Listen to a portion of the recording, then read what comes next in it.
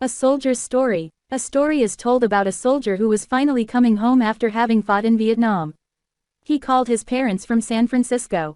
"Mom and Dad, I'm coming home, but I've a favor to ask. I have a friend I'd like to bring home with me." "Sure," they replied, "we'd love to meet him. There's something you should know," the son continued. "He was hurt pretty badly in the fighting. He stepped on a landmine and lost an arm and a leg. He has nowhere else to go, and I want him to come live with us." "I'm sorry to hear that, son. Maybe we can help him find somewhere to live."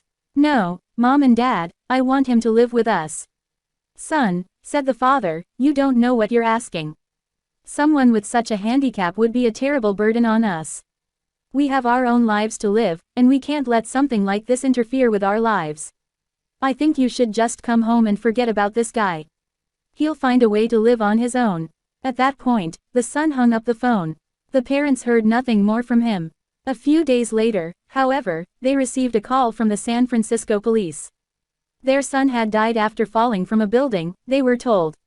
The police believed it was suicide.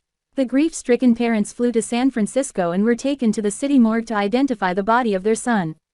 They recognized him, but to their horror they also discovered something they didn't know: their son had only one arm and one leg. Moral: the parents in this story are like many of us.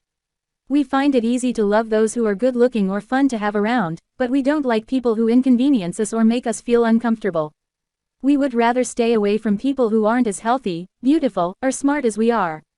Thankfully, there's someone who won't treat us that way. Someone who loves us with an unconditional love that welcomes us into the forever family, regardless of how messed up we are. Tonight, before you tuck yourself in for the night, say a little prayer that God will give you the strength you need to accept people as they are.